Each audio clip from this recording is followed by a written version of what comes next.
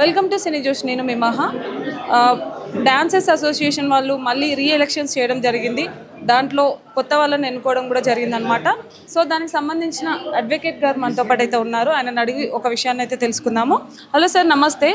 నమస్తే సార్, యాక్చువల్గా ఫెడరేషన్లో ఉన్న డాన్సర్స్ గురించి నాన్ కోఆపరేషన్ చేసేది రైట్ అనేది వాళ్ళకు ఉందా సార్? బేసికల్గా ఫెడరేషన్ అనేది ఒక ఫాదర్ లాంటి, అంటే పిల్లలు చేసిన ఏమైనా చిన్న చిన్న తప్పులు ఉంటే వాళ్ళని కూర్చోపెట్టి మందలించి మళ్ళీ కలుపుకొని పోయి పనిచేసేది ఫెడరేషన్.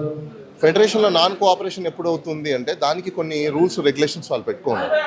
ఇంట్రెస్ట్ అంటే మెంబర్స్ యొక్క ఇంట్రెస్ట్కి అగేనెస్ట్గా ఏదైనా చేస్తే చేయడానికి ఉంది తప్ప ఇక్కడ ఎవరు కూడా అగేనెస్ట్ ఎవరు చేయట్లేదు. వాళ్ళు ఏమడుగుతున్నారు, వాళ్ళ డబ్బులు వాళ్ళకి కావాలి. ఆ డబ్బులు కావాలి కాబట్టి ఎవరైతే ఇల్లీగల్గా డబ్బుల్ని ఎవరైతే తీసేసుకున్నారో, థెఫ్ట్ చేస్తున్నారో, లేకపోతే స్కాములు చేస్తున్నారో వాళ్ళందరినీ తీసేశారు. వాళ్ళని తీసేయడం వల్ల రిజైన్ చేసేసారు. వన్స్ ఒకసారి రిజైన్ చేసిన తర్వాత ఫెడరేషన్ తప్పుడు వ్యక్తుల్ని సమర్థించడం అనేది ఏది కోణం కిందికి వస్తుందంటే ఫెడరేషన్లో కూడా స్కాములు జరుగుతున్నాయేమో డౌట్ అందరికీ క్రియేట్ అవుతుంది. అలాంటి డౌట్లు క్రియేట్ చేసుకోకుండా ఫెడరేషన్ కూడా వీళ్ళని పెద్దన్న పాత్ర పోషించి లీగల్ ఇష్యూస్, కాంప్లికేషన్స్ ఏవైతే ఉన్నాయో ఫెడరేషన్కి ఆ పవర్ అయితే లేదు, నాన్ కోఆపరేషన్ చేసే పవర్ లేదు. ఇప్పుడు ఏదైతే జరిగిన ట్రాన్సాక్షన్స్ ఏవైతే ఉన్నాయో అది హైకోర్టులో కూడా రిట్ పిటిషన్ వేస్తున్నారు, బాలు తరఫున వేస్తున్నారు. కాబట్టి రేపు వాళ్ళు అలాంటి ఫెడరేషన్స్ ఇచ్చిన నాన్ కోఆపరేషన్స్ ఏవి కూడా చెల్లవు. ఒకవేళ కోర్టుకి వెళ్ళినా కూడా అవి చెల్లవు. అంటే ఇప్పుడు ఇక్కడ చూసుకుంటే ఏంటంటే సార్, మనకి 502 అనేది డాన్సర్స్ అసోసియేషన్లో మెంబర్స్ ఉన్నారు.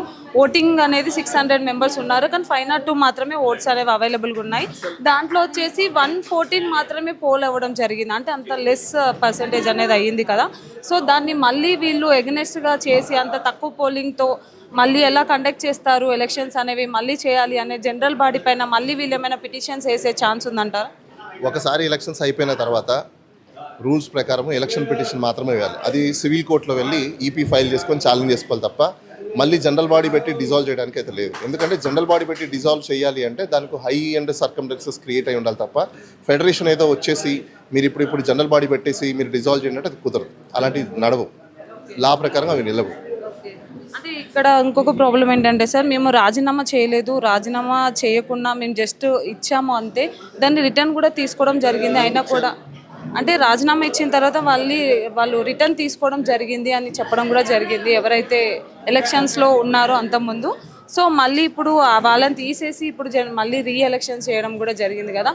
సో వాళ్ళకి రాజీనామా యాక్సెప్టెన్స్ అనేది వాళ్ళు రిటర్న్ తీసుకున్న తర్వాత మళ్ళీ ఎలక్షన్స్ కండక్ట్ చేయొచ్చు అంటారా? వన్స్ ఒకసారి రిజిగ్నేషన్ అయిపోయిన తర్వాత మీరు వద్దనుకు రిజైన్ చేశారు, ఎవరు రిజైన్ చేయమన్నారు? మీరు కంటెస్ట్ చేసి ఉండొచ్చు కదా. ఎవరైతే సభ్యులు ఉన్నారో రిజైన్ చేసిన వాళ్ళు కూడా నామినేషన్ వేసి ఉండొచ్చు, కంటెస్ట్ చేసి ఉండొచ్చు, గెలిచి ఉండొచ్చు. అంటే నామినేషన్ వేయలేదు అంటే అర్థం ఏంటి? గెలవరని చెప్పేసి ఒక కన్క్లూజన్కి వచ్చినట్టే.